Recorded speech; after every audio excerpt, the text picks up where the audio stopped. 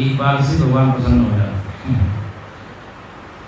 सकृदपि येन मुरारि समर्चा प्रियते तस्य यमेन चर्चा। भगवान ने भी कहा, एक बार मन से दिल से भगवान को समर्पित हो जाता है, अपने आप को समर्पित कर देता है,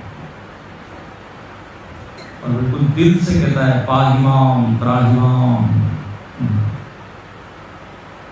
भगवान कह रहे हम मैं हूँ। जैसे गजेंद्र की कथा है, द्रौपदी की कथा है, इसमें यही सब बात है। पुनरपि जननम पुनरपि मरणम पुनरपि जननी जठरे शयनम, यह संसार है बहुत विस्तार है, कृपया पारे पाही मुरारे। मैं घूम रहा हूँ निकल नहीं पा रहा हूँ, अब आप ही कृपा के द्वारा पार करेंगे। ये यहाँ पर भी ऐसी कुछ कृपा कीजिए कि मैं अच्छे से श्रवण कर पाऊँ, ऐसी कुछ कृपा कीजिए कि मैं ध्यान में पूरी तरह बैठ पाऊँ ठीक से,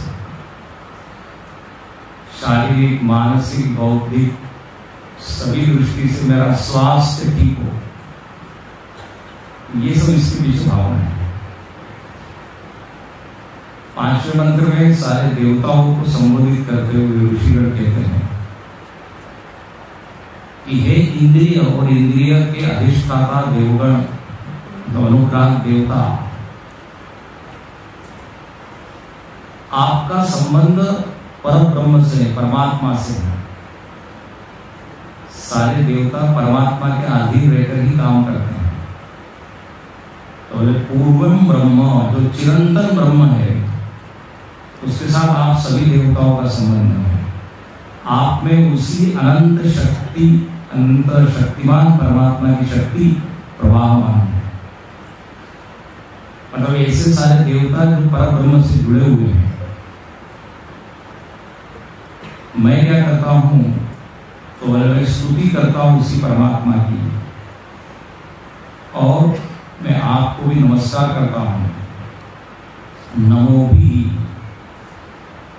और जितनी मैं स्तुतियां गा रहा हूं, भगवान की प्रशंसा महिमा, मैं ये चाहता हूं कि आप लोग भी सुने, श्रुण्वन्तु, भगवान की महिमा आप लोग भी सुने। और आप लोग सुने, उसका कहते हैं कि सुन के सुनाए, मतलब सब ब्रह्मांड में भगवान का क्या, भगवान का यश या कीर्ति का प्रसार हो, प्रचार हो। सारे देवताओं को यहाँ का अमृत के पुत्र, क्योंकि परब्रह्म परमात्मा अमृत है, तो उससे जो कोई भी निकला है उसमें सभी अमृत है। इसलिए सारे जीव भी अमृत है। ईश्वर अंश जीव अविनाशी चेतन अमर सहज सुखराशि, हम सब भी अमृत के पुत्र हैं। देवताओं को एक नाम दिया जाता है अमर, देवताओं का नाम है अमर। जीव भी अमर है वैसे, लेकिन विशेष रूप से देवताओं का अमर है। तो यहाँ पर कहते हैं आप लोग सुनिए, हम जो भी स्तुति कर रहे हैं, और ये जो स्तुति पाठ है ये विस्तार को प्राप्त होगे।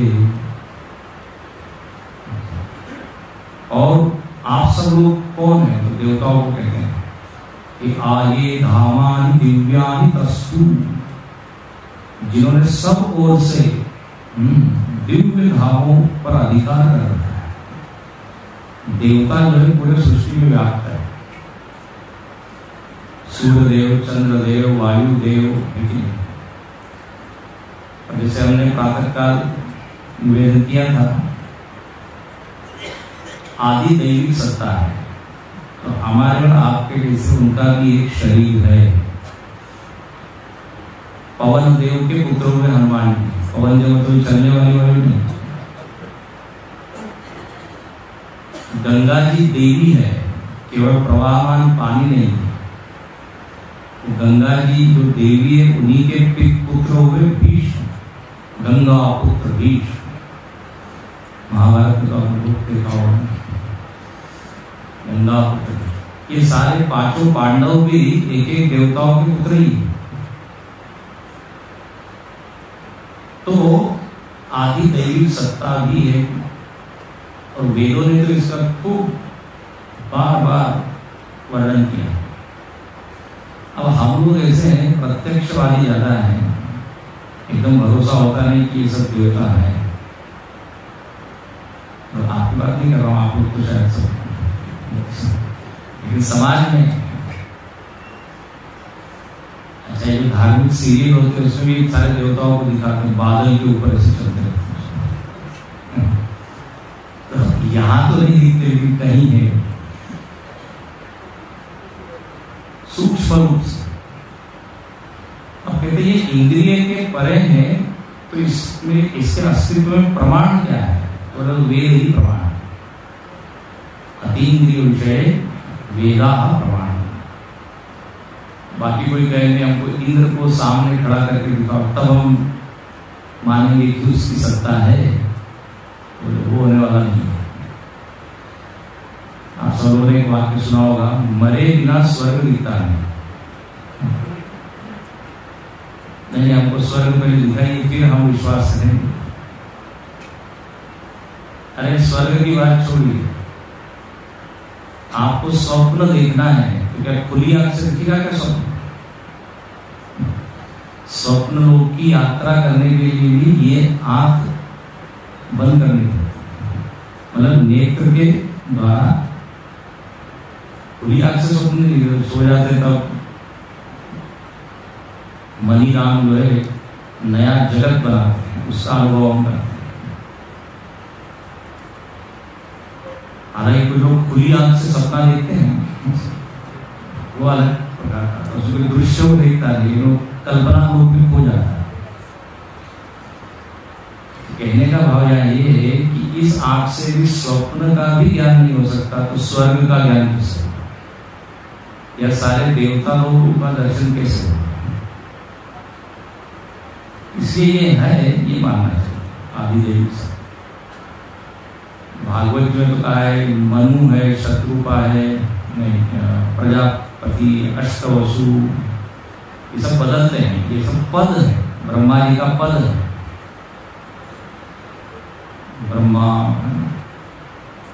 यमराज का भी पद है, जैसे प्रधानमंत्री पद है, उस पद पे व्यक्ति आते हैं जाते हैं।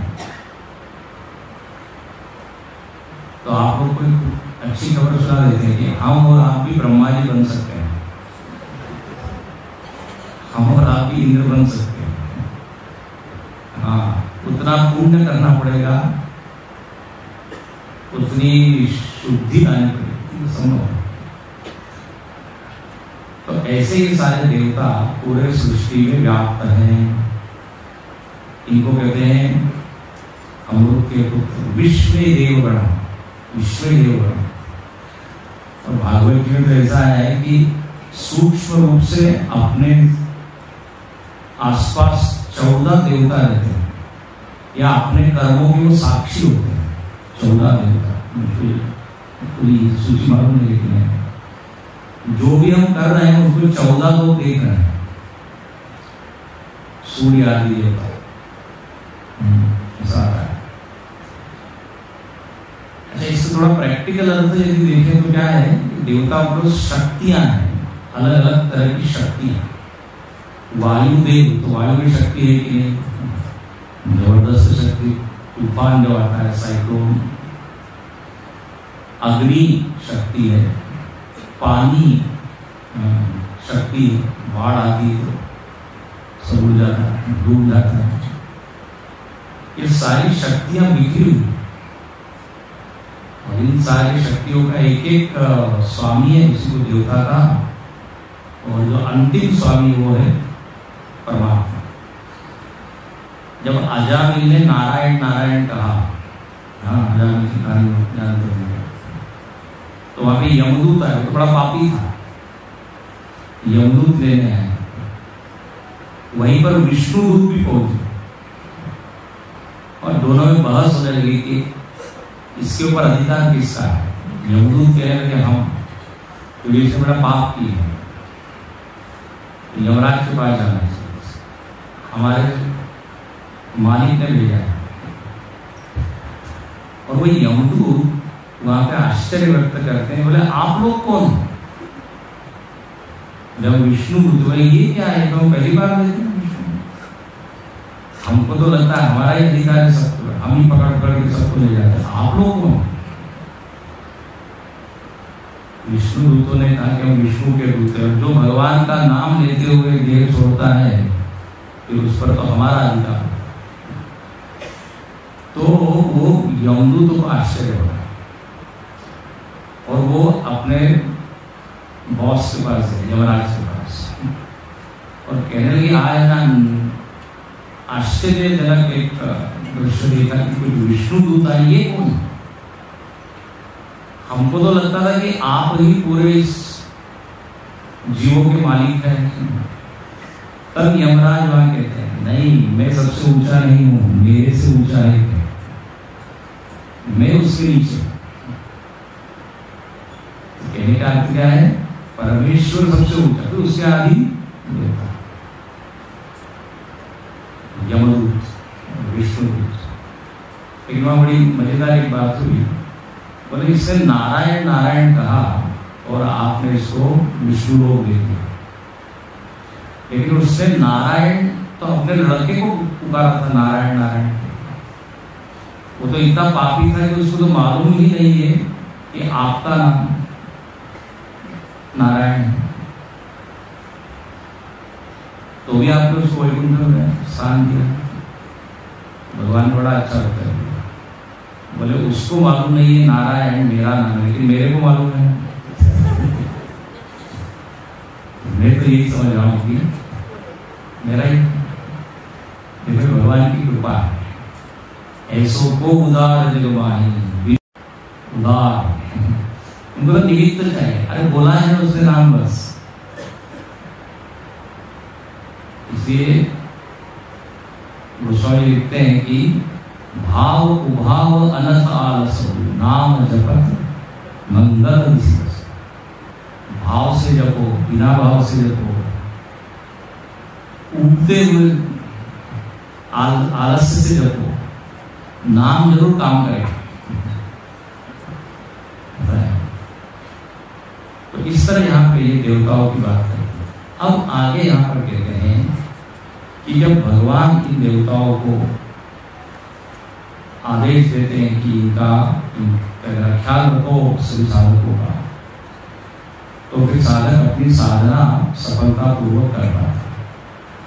यदि भगवान की आज्ञा न हो तो बोले वो कर्म सफल नहीं हो पाता। तो अब देखिए आगे इसी बात को कहते हैं कि भगवान की अनुज्ञा के बिना हानि, भगवान की कृपा न हो तो देखो हानि होती है, कृपा हो तो लाभ होता है। अगला मंत्र, छठा मंत्र, अग्निर्यत्रा विमथ्यते वायुर्यत्रा विरुध्यते सोमो यत्रा तिरिच्यते तत्र संजायते मनः अग्निर्यत्रा विमथ्यते वायुर्यत्रा विरुध्यते सोमो यत्रा विरुच्यते तत्र संजायते मनः।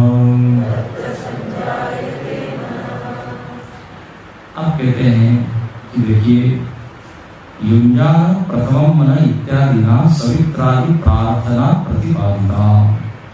कहते हैं पिछले मंत्रों में भगवान से प्रार्थना की गई, किंतु जो पुरुष यह तो पुनः प्रार्थना कृत्वा तैहि अनुज्ञातः संयोगे प्रवर्तते सद्भोग हेतु कर्मणि एव प्रवर्तते। साथ ये है कि जो भगवान की प्रार्थना न करके योग में प्रवृत्त होता है तो क्या होता है? तो बोले हो सकता है वो योग करने जाए लेकिन भोग में प्रवृत्त हो जाए, ऐसा है। भोग के जो कर्म है उसमें ही वो प्रवृत्त हो जाएगा यदि उसने भगवान को याद नहीं किया तो इसका सरल अर्थ होता है भगवान को स्मरण किए बिना यदि हम कर्म करते हैं तो वो कर्म कहाँ ले जाएंगे? संसार। लेकिन वही कर्म यदि हम भगवान को याद करके करते हैं तो अपना मन शुद्ध होता है, धीरे धीरे हम श्रेय मार्ग की ओर चलते हैं। दो मार्ग उसने अपने प्रेय और श्रेय। केवल कर्म कर रहे हैं, बस केवल कर्म, भोग के लिए कर्म, बस फिर संसार में उसकी गति होगी। इसे भगवान कहते हैं कर्म के साथ जरा मुझको जोड़ लो, आप कर्म को मत बदलो। कर्म वही करना है जो कर रहे हैं, लेकिन उसके साथ भी मेरा जो करोगे तो उस कर्म का परिणाम भोग न होके योग हो जाए।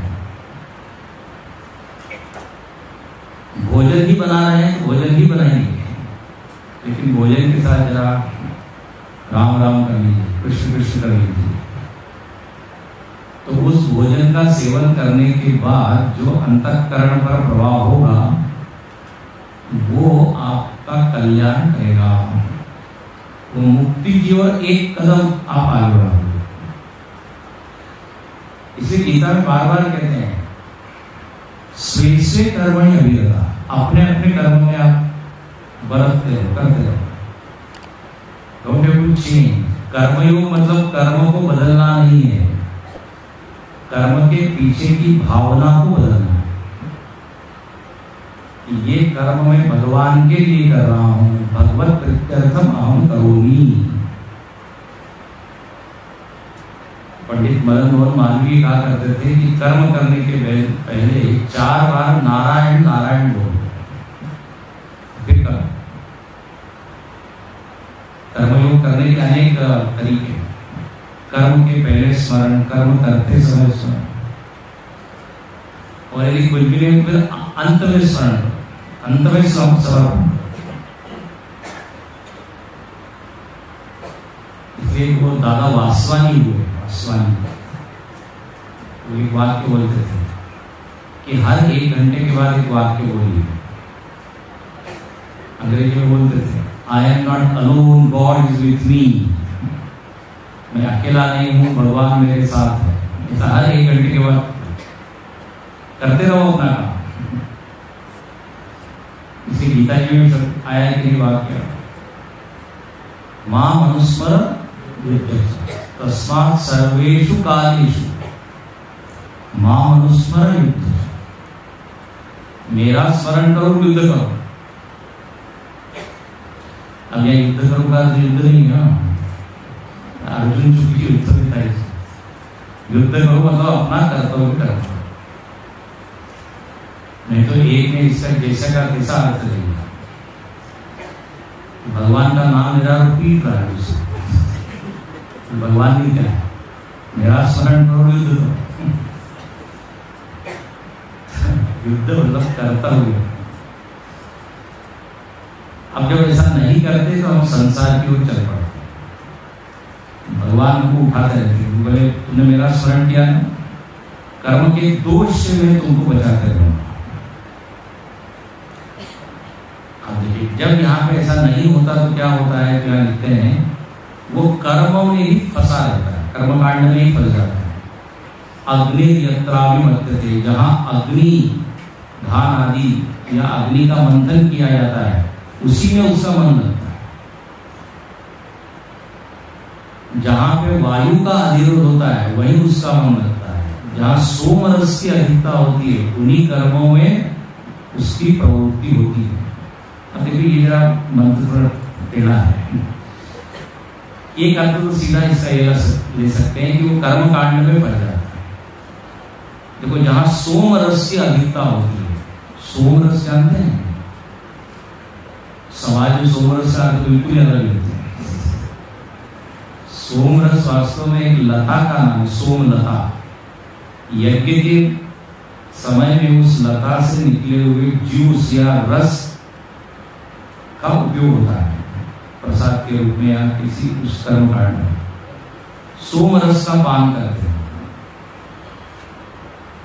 सोमपान, सोमपान है त्रैविद्या माम सोमपापूत पापा। यज्ञ आदि करने के बाद सोम रस का पान करते, वो प्रसाद के रूप में। सोम एक लता है और बोले उससे क्या होती है, मन की शुद्धि होती है। पूत पापा, हम लोग तो सोमपा नहीं, सोमपा मतलब सोम रस पीने वाले, सोमपा, हम सब लोग चाय पा, दूध पा, लेकिन वहां लिखते सोमपा पूत पापा, मतलब खूब कर्मकांड कर रहे हैं। सोम रस की अधिकता है, तो ऐसे कर्मों में ही मन की प्रवृत्ति होती है। देखो अनेक लोगों को कर्म कांड में ज्यादा मजा आता है, यज्ञ याग हवन इत्यादि तो देखो एकदम संख्या को हो जाती है, लेकिन ये शुद्ध वेदांत ज्ञान वाले सब सिर के ऊपर से जाता है, क्योंकि कर्मकांड में रजोगुण की जरूरत है, रजोगुण की अधिकता अपने में है।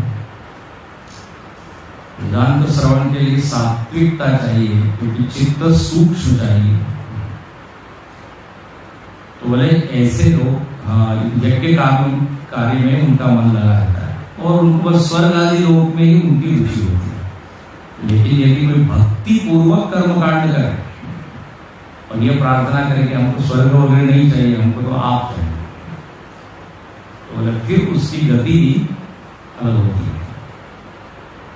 फिर वो मोक्ष की ओर प्रवृत्त। ये इसका एक सामान्य अर्थ है। दूसरा इसमें अर्थ 2-3 प्रकार के अर्थ है इस मंत्र। इसका एक दूसरा अर्थ ये है, एकदम आध्यात्मिक अर्थ है, कि जहां अग्नि मंथन हो रहा है, अब अग्नि मंथन का अभी हमने अर्थ किया जहां कर्मकांड हो रहा है, सोमरस इत्यादि, लेकिन यहाँ अग्नि मंथन का अर्थ है जो ध्यान कर रहा है। अभी हमने देखा था पीछे स्वदेहम अरण्यं कृत्वा, तो जो प्रणव के सहारे क्या कर रहा है, विचार मंथन कर रहा है। और वायु यत्र अनिरुद्ध है, और जिससे प्राणायाम आदि के द्वारा वायु का निरोध किया, ठीक है। और यहाँ सोम की अधिकता है। देखो सोम जो है वो मन का देवता है, चंद्रमा, मनसो देवता चंद्रमा। तो यहां पर अर्थ एकदम अलग कर दिया, बोले जिससे विचार मंथन किया, विचार किया, प्राणायाम किया और मन को पवित्र किया, तो बोले ऐसा व्यक्ति ध्यान में सफल हो, ऐसा अर्थ है इसका। तत्र संजायते मनो, ऐसा मन उस परमात्मा से जुड़ जाएगा, परमात्मा से एक हो जाएगा। तो यहाँ पे ध्यान का ही संकेत किया, सिंबॉलिक है, प्रतीकात्मक, ऐसा। अब कहते हैं आगे कि भगवान की यदि अनुज्ञा हो जाए, कृपा हो जाए, तब तो सफलता मिलती है। इसलिए यहाँ पर अगले मंत्र में कहा है कि व्यक्ति को ध्यान करना चाहिए, भगवान का स्मरण करके ध्यान करना चाहिए, भगवान की प्रार्थना करते हुए ध्यान करना चाहिए। इसलिए सीधा सीधा आदेश है, क्या तो बोले आप जुषे मतलब समाधि करो, ध्यान का अभ्यास करो, लेकिन पहले क्या करो, उनकी कृपा का आवाहन करके फिर सुनिए। सवित्रा प्रसवेन जुषेत् ब्रह्मपूर्व्यं तत्र योनिं कृणवसे नहि ते पूर्तमक्षिपत। सवित्रा प्रसवेन जुषेत् ब्रह्मपूर्व्यं तत्र योनिं कृणवसे नहि ते पूर्तमक्षिपत। सवित्रा तृतीया विभक्ति, सवित्रा मतलब सविता के द्वारा, भगवान के द्वारा। प्रसवेन मतलब आशीर्वाद को प्राप्त करके, सविता देवता द्वारा आशीर्वाद देने पर, ऐसा यानी कि सविता देवता के द्वारा अनुज्ञात होकर उस चिरंतन ब्रह्म का सेवन करना चाहिए। पूर्वम ब्रह्म जुषेत, पूर्वम मतलब चिरंतन, शाश्वत, ऐसा जो ब्रह्म है उसका क्या करे, जुषेत, जुषेत मतलब सेवन करना चाहिए। सेवन मतलब उसका चिंतन मनन, और उस ब्रह्म में क्या करो, तो बोले तत्र योनि प्रणवसे, वो जो योनि है, जो जगत का कारण है ब्रह्म, उस ब्रह्म में समाधि करो, समाधि करो। मतलब अलग अलग शब्द है, आदेश एक ही है, ध्यान करो, ध्यान करो। अच्छा बोले ऐसा करो, करेंगे तो क्या होगा, तो बोले नहीं ते पूर्तम अक्षिपा, तो बोले इससे पूर्त कर्म तुम्हारा बंधन करने वाला नहीं होगा। तो ये क्या है, बड़ा ऐसे इसमें सब शब्द है ना जो एकदम परिचय के नहीं है, थोड़े अलग अलग है, एकदम वैदिक भाषा है। सामान्य गीता के शब्द है भगवत गीता में या अन्य उपनिषदों में जो है वो पढ़ते ही थोड़ा तो आपको अर्थ समझता है। यहाँ बोले यदि आप ब्रह्म में समाधि करोगे और भगवान की आज्ञा मानकर या कृपा का आह्वान करके करोगे तो क्या होगा, पूर्त कर्म तुम्हारा बंधन करने वाला नहीं होगा। तो किसी ने कहा पूर्त कर्म क्या होता है, पहले ये बताइए। दो प्रकार के कर्म वेदों में बताए हैं, एक है इष्ट कर्म और पूर्त कर्म। इष्टापूर्त उसको, अच्छा वैसे हम कितने प्रकार के कर्म करते हैं, अरे बोले तो गिन नहीं सकते, हर क्षण नया नया कर्म करते हैं। लेकिन हमारे ऋषियों की खासियत है, वो जो है ना वर्गीकरण बड़ा अच्छा करते हैं। कोई भी चीज देखते हो उसे तुरंत विभाग करते हैं। कितने प्रकार की अशांति है, तो 3 प्रकार की, आदि दैविक आदि भौतिक। कितने प्रकार के भक्त हैं, तो आर्त जिज्ञासु अर्थार्थी ज्ञानी। हर जगह आपको विभाजन दिखेगा। कितने प्रकार के साधक है, कितने प्रकार के ज्ञानी हैं, ब्रह्मविद वरम ब्रह्मविद वरिष्ठ, अलग अलग इसमें विभाजन है। अब कर्म वैसे बताए गए 6 प्रकार के, 6 कर्म सुने आपने 6 कर्म, नित्य, नैमित्तिक, स्वामी आपको सुनाइए, नित्य, नैमित्तिक, प्रायश्चित्त, उपासना, काम के कर्म और निषिद्ध कर्म। अब देखिए ये एक विभाजन। नित्य कर्म तो रोज करने वाले, नैमित्तिक मतलब कभी कभी होने वाले किसी निमित्त से, जैसे साधना शिविर, नैमित्त।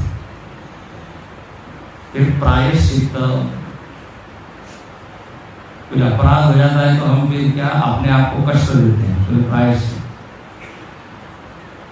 कहते हैं क्या, गाड़ी के नीचे बिल्ली जो है वो आ गई है, प्रायश्चित्त करो, क्या बोले सोने की बिल्ली को। तो उस व्यक्ति ने वो महात्मा जी से पूछा, तो सोने की बिल्ली किसको दे, अरे मैं बैठा था वो सामने।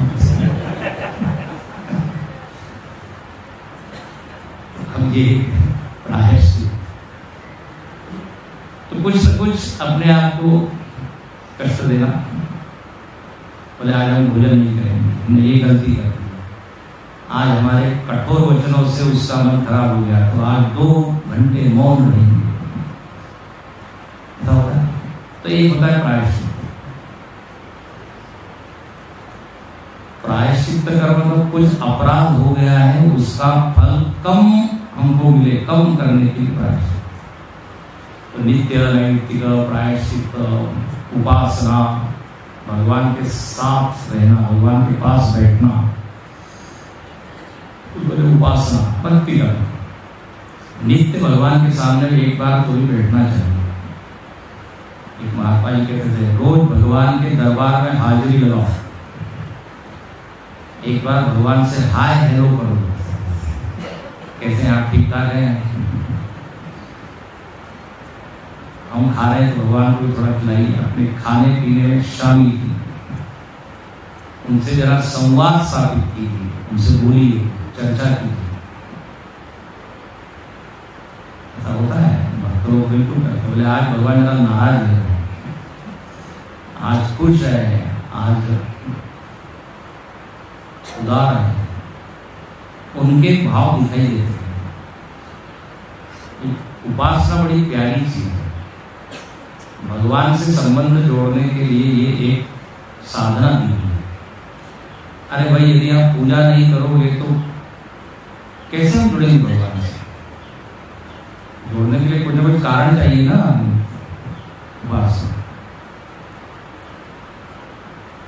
कितने हो गए? 4 हो गए। और काम में कर्म और निश्चित कर्म। काम में मतलब जो अपनी कामना से प्रेरित कर्म हो, हमको ये भोग चाहिए, ये फल चाहिए, इसलिए हम ये कर्म कर रहे हैं, तो काम में कर्म। साधारण तो व्यक्ति काम में कर्म ही करते रहता है, स्वार्थ प्रेरित, कामना प्रेरित, अहंकार प्रेरित। और छठा कर्म है निषिद्ध कर्म। निषिद्ध मतलब पाप कर्म जो नहीं करने। ये आपको मैं केवल विभाग गिनाया कि इस तरह से भी कर्मों का विभाजन किया। इनमें से जो पहले 4 है ना वो करने योग्य है, उन चारों को कहते हैं कर्तव्य कर्म। एक शब्द दे, पहले 4 करने वाले हैं, उसको नियतम कर्म है, कर्तव्य कर्म। और बाकी के जो दोनों है वो छोड़ने चाहिए, काम्य और निषिद्ध नहीं। कम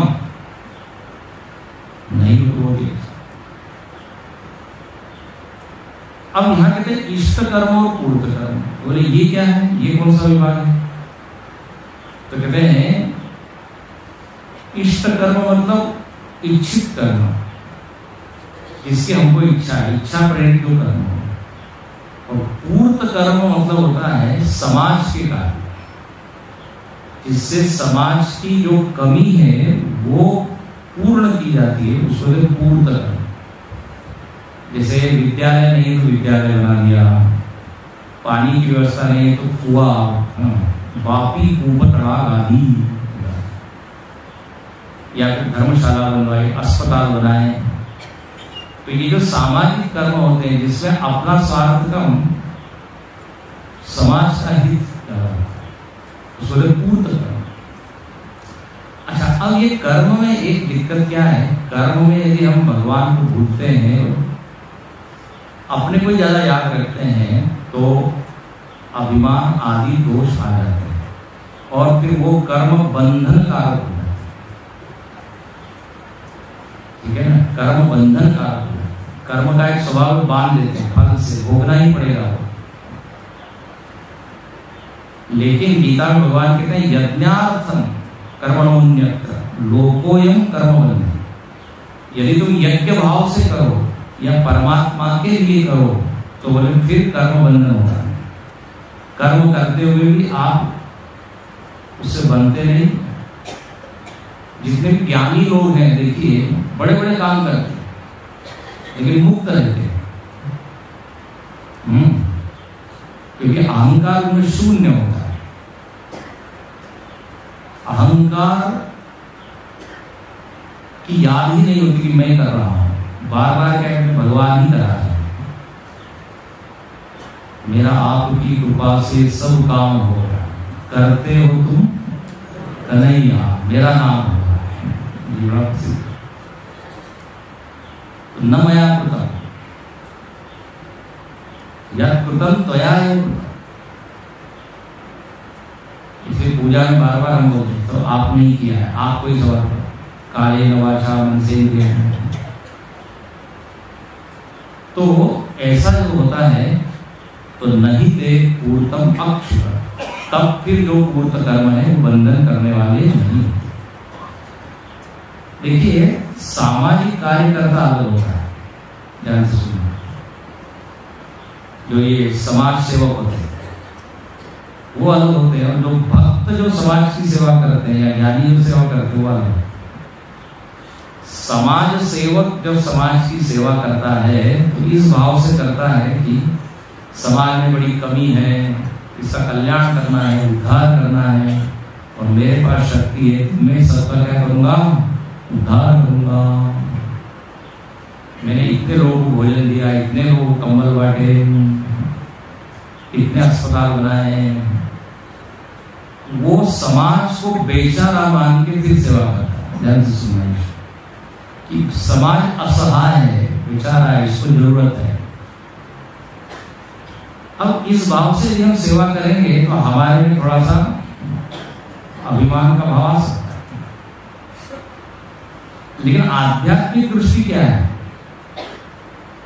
बोले ये समाज भगवान का रूप है और भगवान ने मुझको ये अवसर दिया है उनकी सेवा करने का। फर्क समझ रहे हैं? समाज बेचारा नहीं है, समाज परमात्मा का ही रूप। इसलिए जो कहते हैं मानव सेवा माधव सेवा, बोले मानव की नहीं सेवा कर रहे हैं, भगवान की सेवा कर रहे हैं। भगवान इस रूप में खड़ा है तो फर्क हो जाता है। जब इस भाव से हम सेवा करते हैं तो अपने में पवित्रता का भाव आता है, अहंकार कम होता है, चित्त की शुद्धि होती है और भगवान की कृपा भी मिलती है। ये सब लाभ होते हैं। इसलिए सेवा के दो रूप है, आध्यात्मिक रूप जो अभी बताया, आध्यात्मिक दृष्टि रख के फिर, और दूसरा तो फिर इतनी सारी सोशल ऑर्गेनाइजेशन कर ही रहे हैं और फिर बड़ा सीना फुला के कहते हैं हमने ये किया, हमने वो किया, बताए काफी फोटो भी लेके, फोटो में ज्यादा इंटरेस्ट होता है। फोटो यदि नहीं आया तो फिर वो चेक को वापस देते हैं। तो ये सेवा में प्रदर्शन ज्यादा हो जाता है। लेकिन जो भक्ति पूर्वक सेवा हो वो तो यज्ञ हो जाता है, जहां अहंकार की आहुति हो जाती है, स्वाहा स्वाहा। ये कौन सा कर्म यज्ञ था, भगवान की सेवा थी, और कौन सी सेवा नहीं थी, इसका माप क्या है? तो बोले सेवा के बाद बार बार हमको याद रहे कि हमने इतना किया, हमने इतना किया, मतलब इससे कर्ता भाव ज्यादा है, दास भाव नहीं है। बड़े बड़े संत जो उन्होंने करते हैं याद भी नहीं रखते कि क्या क्या किया। इसलिए कहा नेकी कर दरिया में डाल। तो यहाँ पर इससे स्पष्ट कर दिया कि आप चाहे ध्यान करो, चाहे पूजन करो, चाहे कीर्तन करो, चाहे जो करो, भगवान को सामने रखो, फिर बस। इससे भगवान खुश हो जाए, मेरा अहंकार खुश हो, ये नहीं। न तो अहम प्रत्यर्थम अपितु ईश्वर प्रत्यर्थम। केवल भाव बदलने की बात है, कर्म वही करना है। अब जैसे हमारे गुरु जी हमेशा उदाहरण देते रहे, बोले अब प्रवचन का ही कर्म है। अब ये कर्म यदि हम इस भाव से करें कि देखो सब लोग बड़े अज्ञानी हैं, बेचारे हैं, दुखी हैं, और मैं अब सबका उद्धार करने के लिए अवतरित हुआ हूं, और हमारा प्रवचन सुन के सब क्या हो जाएंगे, ब्रह्म ज्ञानी हो जाएंगे, सबका उद्धार हो जाएगा। अब इस भाव से प्रवचन हुआ तो प्रवचन के पश्चात अभिमान आना पक्का है। बोले हमारे इतने चेले हैं, इतने शिष्य हैं, उसका होता ही नहीं। अच्छा, यदि हम ये भाव रखें कि भगवान ने हमको एक अवसर दिया है मनन करने का, आप सब भगवान के ही रूप है, इस रूप में यदि हम सोचे तो कितना अलग भाव बनेगा। भगवान ही सम्मुख बैठे, हम भगवान को ही सुना रहे हैं, ये भाव मेरा हो जाए तो फिर ये प्रवचन कर्म भी कर्मयोग हो जाएगा, ये भी सेवा हो जाएगी, वाङ्मयी सेवा। एकदम उससे भाव बदल जाता है, पवित्रता का बदल जाता है, विनम्रता का भाव आता है। तो ये होना चाहिए, ये यहाँ पर। अब कहते हैं यहाँ पे जो कहा कि ध्यान करो, समाधि लगाओ भगवान का स्मरण करके, तो अब प्रश्न ये है कि वो ध्यान कैसे करें। अब इसके बारे में बताइए। तो यहाँ अब आगे 2-3 श्लोक में वर्णन है, इसको पढ़ते हैं। ध्यान योग विधि। त्रिरुन्नतं स्थाप्य समं शरीरम् हृदिन्द्रियाणि मनसा सन्निविश्य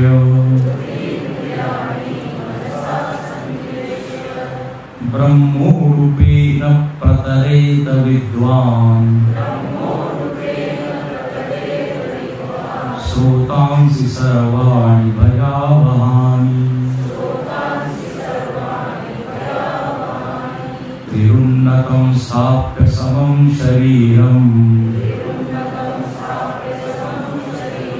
हृदिन्द्रियाणि मनसा सन्निवेश्य ब्रह्मोरूपेण प्रतरेत विद्वान् श्रोतांसि सर्वाणि भयावहानि।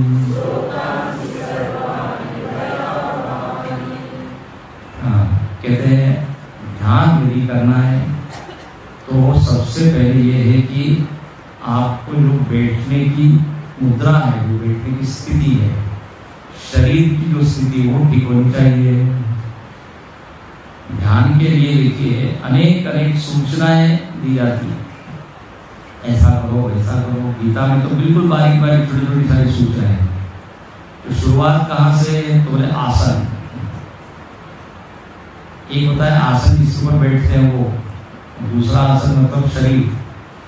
आप एक आसन में बैठो, वज्रासन या सुखासन या पद्मासन या अर्ध पद्मासन,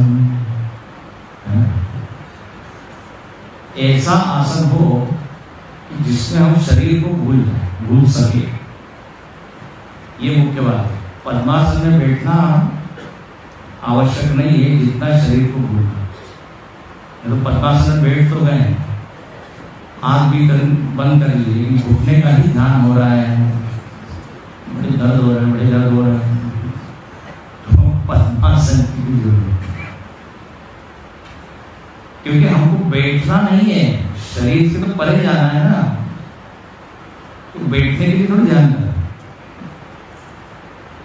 मुद्रा तो क्या है, ऐसी एक कंफर्टेबल हो कि जिससे हम अपना मन उससे निकाल पाए। देखो शरीर में तनाव हो, हाँ, शरीर में दर्द हो तो बार बार ध्यान ये शरीर ही खींचता है।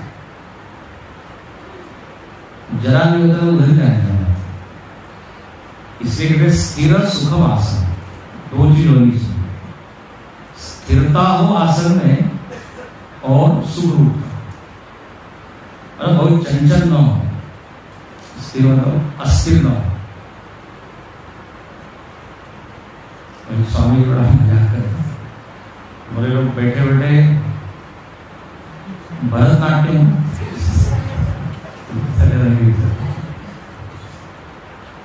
शरीर को आदत नहीं स्थिर बैठने, इसलिए कहते हैं जब भी बैठे स्थिर बैठे। कुर्सी में बैठे तो पैर हिला रहे, हाथ हिला रहे, तो फिर ध्यान में बैठते तो वो हाथ पे जरा कुलबुलाते हैं, अरे आदत नहीं है। तो स्थिरता होनी चाहिए, इसकी ओर चर्चा करेंगे आगे। और सुखरूपता, सुखद आसन। और यहाँ पर क्या कहते हैं, बोले देखो 3 चीजें एक लाइन में हो, एक रेखा में। त्रिरुन्नतम, 3 कौन? तो बोले सिर, ग्रीवा और ये पीठ। गीता में क्या कहा? समम काय शिरो ग्रीव। ये तीनों एक लाइन में, ये पहली सूचना है। तीनों को ऐसा ऊंचा रखते हुए, त्रिउन्नतम मतलब ऐसा नहीं सीधा। उसका हमारे गुरु जी बड़ा अच्छा करते, सीधा बैठना मतलब जैसे पूर्ण विराम का चिन्ह होता है। एक व्यक्ति ने कहा कि ध्यान के लिए बैठता हूं तब तो पूर्ण विराम में बैठता हूं, लेकिन जब ध्यान पूर्ण हो जाता है तो प्रश्नवाचक चिन्ह हो जाता है।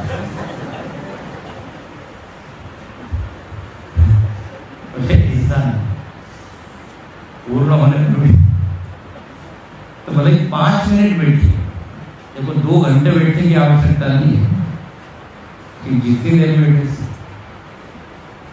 समम कायशु। ऐसा सीधा बैठने के लिए इसलिए कहा जाता है ताकि सीधा बैठने पर जो गुरुत्वाकर्षण बल की रेखा है वैसे सीधे अपने हिस्से से जुड़े और वो शरीर को सम बनाने में सहायता करती है। आप यदि से झुक के बैठेंगे तो बार बार टेंडेंसी क्या होगी, प्रकृति क्या होगी, और यदि पीछे बैठे तो गुरुत्वाकर्षण बल दिखेगा ना, इसलिए बोले ऐसा बैठे कि गुरुत्वाकर्षण अपने शरीर के मध्य में से बल काम करे। तो त्रिरुन्नतम समम शरीरम, अब मन को सम करना है तो शरीर से शुरुआत करें, शरीर को सम। फिर क्या करें, रुधि इंद्रियाणि मनसा संवेश।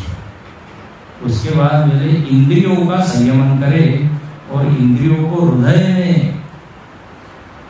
मानो की दफन कर दे, मतलब इंद्रियों को पूरी तरह संयमित कर दे, सारी इंद्रियों को रोक लो। इसको ही कहते हैं प्रत्याहार। आहार मतलब क्या, ग्रहण करना। प्रत्याहार मतलब उसके विपरीत ग्रहण नहीं करना। इंद्रियां सतत जो है ग्रहण कर रही है, लेकिन शब्द स्पर्श व्यवहार में तो ये इंद्रियां ग्रहण कर रही है, लेकिन ध्यान में हमको प्रत्याहार करना है।